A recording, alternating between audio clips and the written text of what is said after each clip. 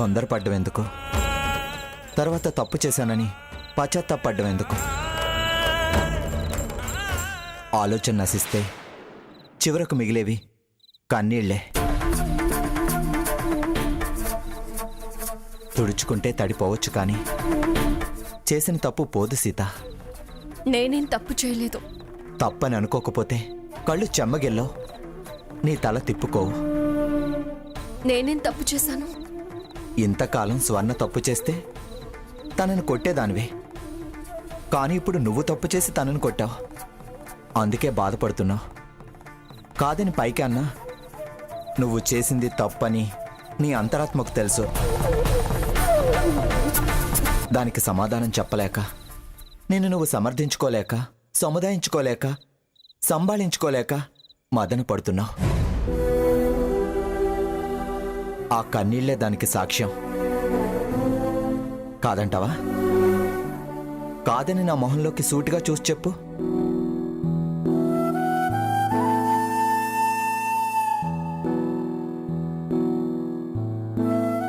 సీత, నీ గుణం నాకు తెలుసు. నిజాన్ని ఎంత నిర్మోహమాటంగా ధైర్యంగా చెప్పగలవో అబద్ధానికి అంతలా మొహం చాటేస్తావు. అబద్ధాన్ని మాట్లాడే ధైర్యం చెయ్యో, అవునా కాదా? చెప్పు సీత, ఎందుకు అంతలా ఆ ఫోటో విషయంలో పంతానికి పోయావు? అందర్నీ కాదని ఎందుకు దాన్ని గోడకు తగిలించావు? నీ ప్రయత్నాన్ని వారించినందుకు స్వర్ణను కొట్టావు. నిజం చెప్పాలంటే నాకు నచ్చలేదు సీత. అసలది నువ్వు చేయాల్సిన పని కాదు.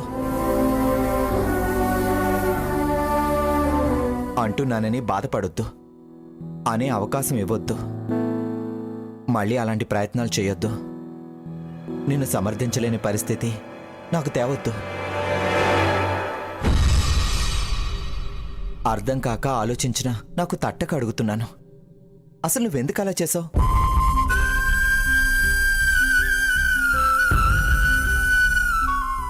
ఇప్పుడు నన్నేం అడగొద్దు.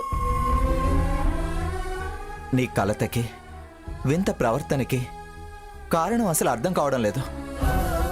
గర్భవతిగా నువ్వు అసలు ఆ హంస ఆత్మహత్య చేసుకున్న చోటికి వచ్చి పొరపాటు చేసేవేమో అనిపిస్తుంది.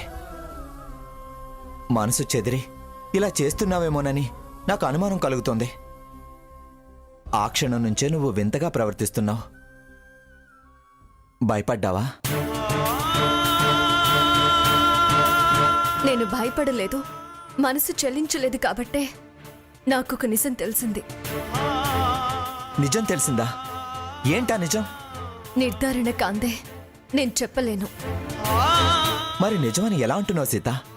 చెప్పు సీత. మరి నిజమని ఎలా అంటున్నావు? చెప్పు సీత. ప్లీజ్, నాకు వాదించే శక్తి లేదు. నేను కన్ఫర్మ్గా చెప్పలేకుండా ఉన్నాను. ఇప్పుడు నన్నేం అడగొద్దు. నన్ను కాసేపు ప్రశాంతంగా వదిలేసాయి. సీత, నీ ప్రశాంతతే నేను కోరుకునేదే. అనవసరమైన ఆలోచనలు మానే. నీ ప్రశాంతతే ప్రసవం సుఖంగా జరిగేలా చేస్తుంది. సీత, నువ్వింకా భోంచేయలేదు. ఉండు, నీకోసం ఫుడ్ తీసుకొస్తాను, సరేనా?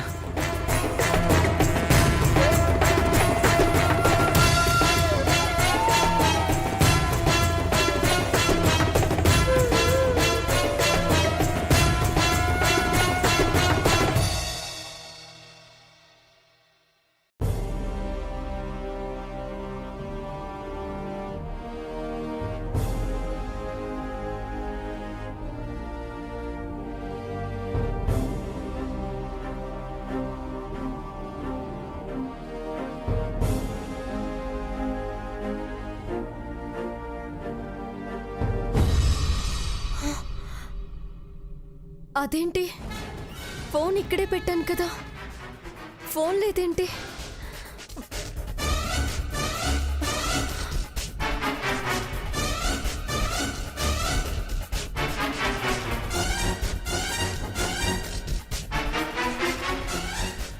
ఇంకెక్కడైనా పెట్టానా? ఎవరైనా తీసేశారా?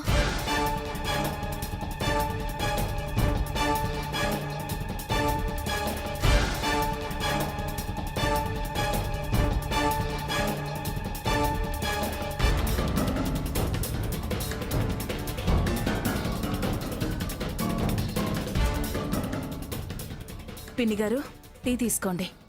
వాళ్ళకివ్వు.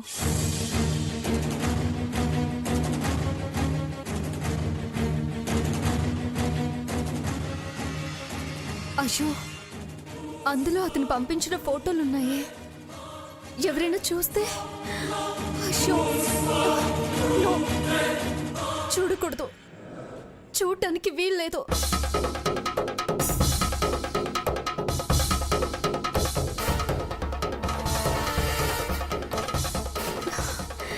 ఎక్కడ పెట్టాను?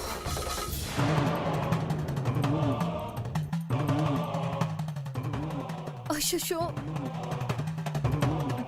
వెతకాలి. ఆ ఫోన్ ఎక్కడున్నా సరే వెతికి పట్టుకోవాలి. ఆ ఫోటోస్ ఎవరు చూడకూడదు, చూడకూడదు.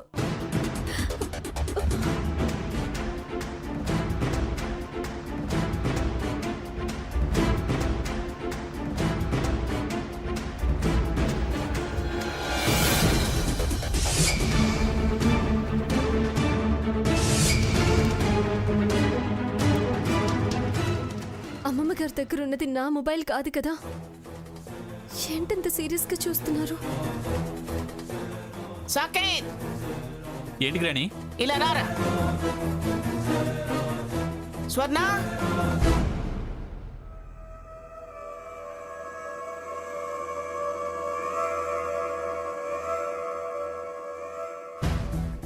సీరియస్గా పిలిచిందంటే ఏదో ఇష్యూనే. ఒకవేళ అది నా మొబైలేనేమో, ఫొటోస్ చూస్తుందేమో. అయ్యో భగవంతుడా, ఇప్పుడేం చేయాలి? ఏమండి, మీరు కూడా ఇలా రండి. రఘురామ్, అందరు ఇలా రండి.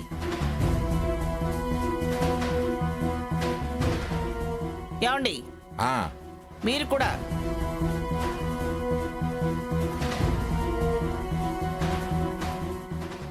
ఏంటి మంగా?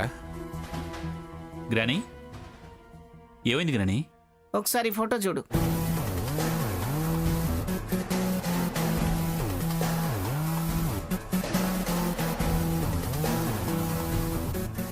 ఇవి షష్టిపూర్తి ఫోటోలు కదా గ్రాని? ఆ ఫోటోలో మీకే లోపమో తెలియటం లేదా? తెలియట్లేదు గ్రాని. ఏమండి, మీరు చూడండి.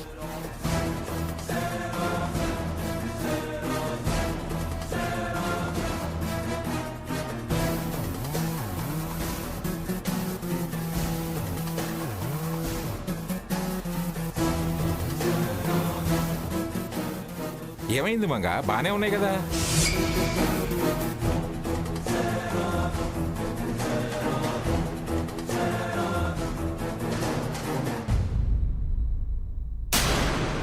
మాకేం కనిపించలేదు మంగా. రామచంద్రయ్య గారు, మీకు నాకు ఏమీ కనిపించలేదమ్మా. ఏమన్నా? మీకు ఏమున్నాయో మాకేం తెలియట్లేదు గ్రాని. లోపం అంతా నువ్వు నీ భార్యేరా? నేను స్వర్ణనా? ఏంటది గ్రాని? ఏం లేదా? ఆ? నువ్వు స్వర్ణ ఇక్కడ ఏ ఫోటోలోనూ కనిపించట్లేదురా.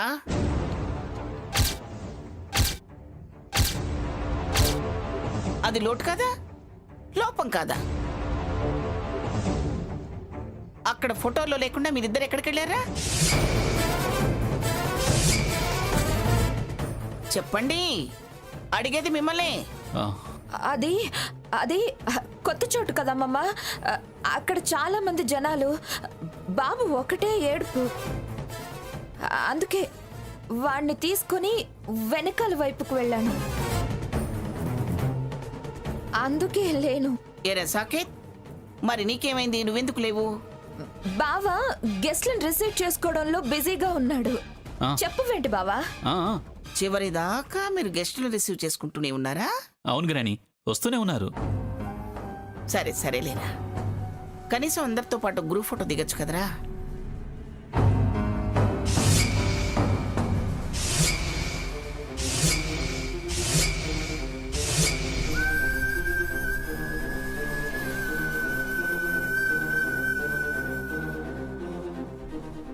ఏంటస్సయ్య గారు మళ్ళీ వచ్చారు? ఆత్మహత్యని డిసైడ్ అయ్యి కేసు క్లోజ్ చేశారా సార్? లేదు, ఇన్వెస్టిగేషన్ మరో కోణంలో స్టార్ట్ చేశాం. ఇన్వెస్టిగేషన్ స్టార్ట్ చేశారా? దేనికి? ఏ కోణం? ఎందుకు? పోస్ట్ మార్టం రిపోర్ట్ ప్రకారం ఆ అమ్మాయిది ఆత్మహత్య కాదు, హత్య అని తేలింది.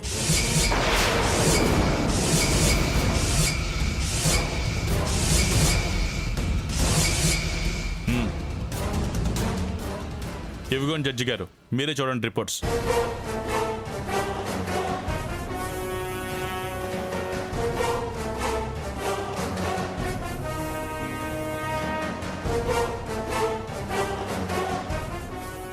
ఏ తాతయ్య ఇటీవు? చూడరా. అరే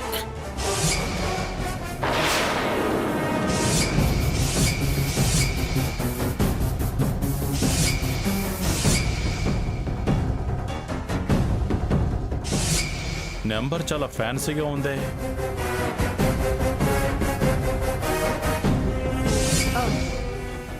ఇది నా ఫోనే సార్. మా హస్బెండ్ తీసుకున్నారు. అవును సార్, నా సెల్లో ఛార్జ్ అయిపోతే అర్జెంట్గా కాల్ చేయాల్సి వచ్చి తన ఫోన్ తీసుకున్నాను. ఈ కేసు విషయంలో మీకు ఏమైనా నిజం తెలుసా చెప్పండి. ఇన్వెస్టిగేషన్కి సహకరించడం మంచిది.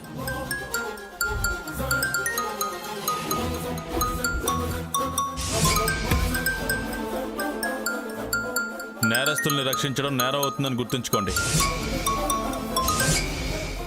మా ప్రయత్నం మేము చేస్తున్నాం. మాట్లాడండి మేడం. పర్వాలేదు సార్, నేను తర్వాత మాట్లాడతాను. నా ఫ్రెండే.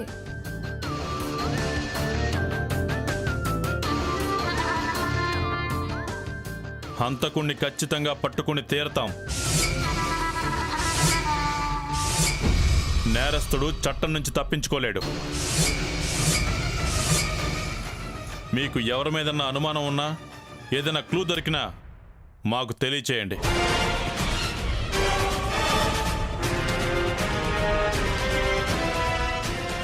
హంసను హత్య చేయాల్సిన అవసరం ఎవరికొచ్చింది? పెళ్లి కూతురుగా ముస్తాబైందిగా. ఎవరు దేనికి ఆశపడి చేశారు? అయితే కావచ్చు. పైసాకి పరక్కి హత్యలు చేసేస్తున్నారుగా. ఏదైనా పోలీసులు వదలర్లేండి. మనకెందుకు ఆ విషయం? Time waste.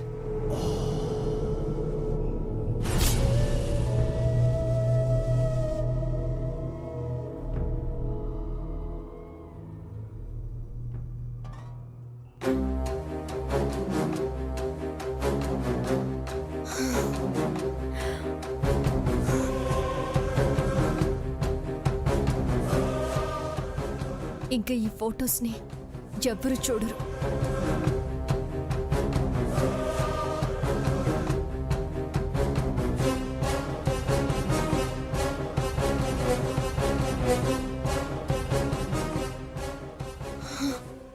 అదే నంబర్. వీడికేం పని పాట లేనట్టుంది, నన్ను టార్చర్ పెట్టడం తప్ప.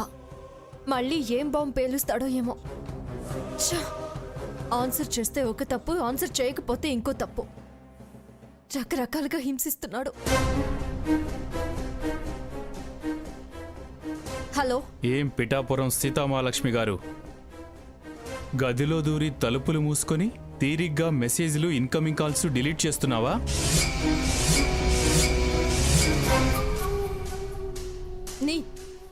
నీకెలా తెలుసు?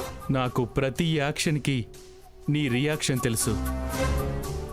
నీ ఆలోచనలు, నీ కదలికలు అన్నీ నిఘా నేత్రంతో చూస్తున్నాను. ఆ నేత్రం నీకు కనపడదు, కానీ నీ ప్రతి చర్య నాకు కనపడేలా చేస్తుంది. అందులో డిలీట్ చేస్తే ఏమవుతుంది? ఏమవుతుంది చిట్టి తల్లి? ఆ ఫోటోల మీద పేటెంట్ రైట్ నాది. వాటి ఒరిజినల్స్ నా దగ్గర ఉన్నాయి. చిటికలో అప్లోడ్ అవుతాయి. హలో హలో,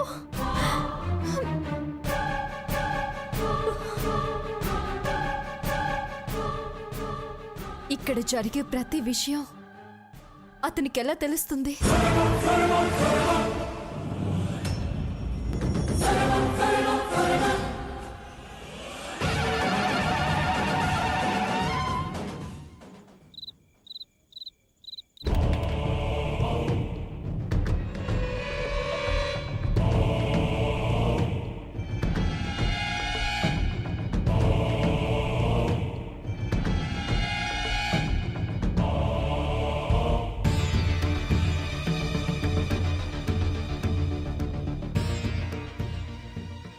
ఏమిటండి ఇది?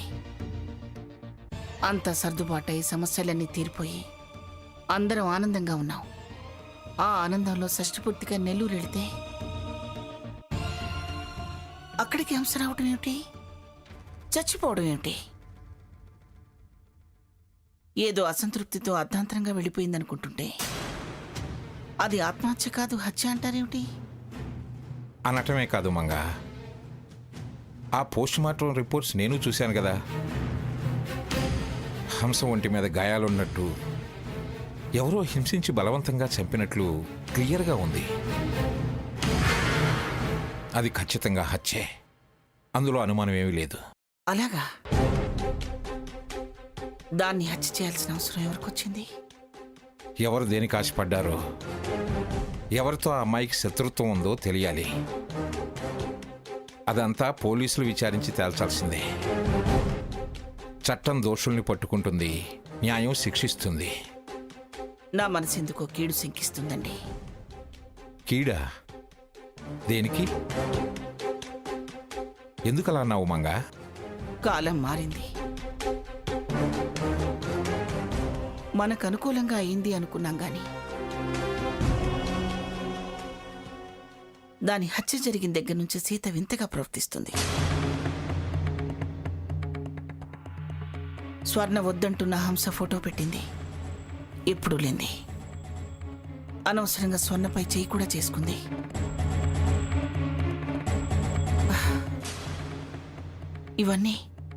ఇవన్నీ జరగడం చూస్తుంటే మళ్ళీ మన వాళ్ళ మెడకేమైనా చుట్టుకుంటుందా అనిపిస్తుంది. చచ్చ, కల్లో కూడా అలాంటి ఆలోచన రానివ్వకు.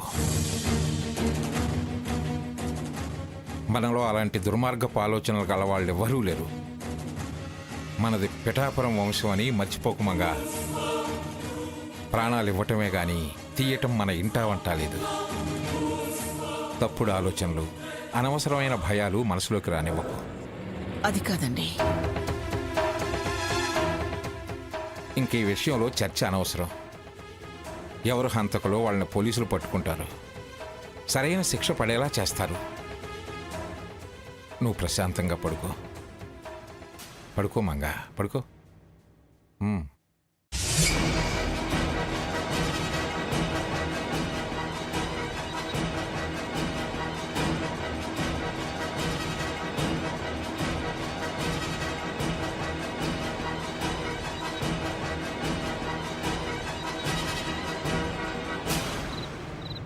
ఏంటి బావా, సీతక్కకు ఏదన్నా అనుమానం కలిగిందా? అలాగే అనిపిస్తోంది. తనకు నిజం తెలిసిందంటావా బావా?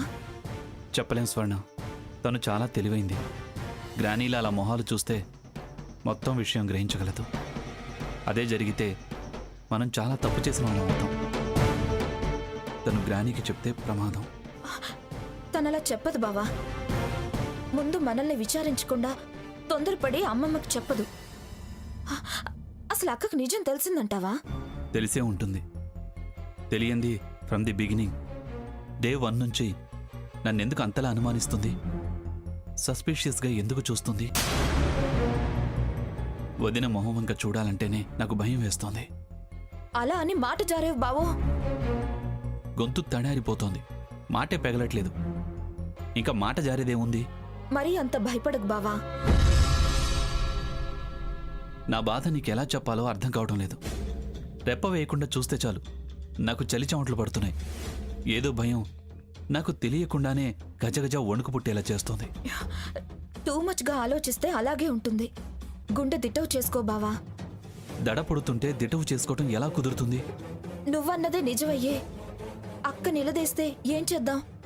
నిజం మొత్తం చెప్పేయటం బెటర్. అప్పుడు తనే సొల్యూషన్ చెప్తుంది. అంతేనా? మరో దారి లేదు, అదే సేఫ్. సరే, ఆ సిచ్యుయేషన్ వచ్చినప్పుడు అలాగే చేద్దాం. ప్రస్తుతం మనం వరి అవ్వద్దు.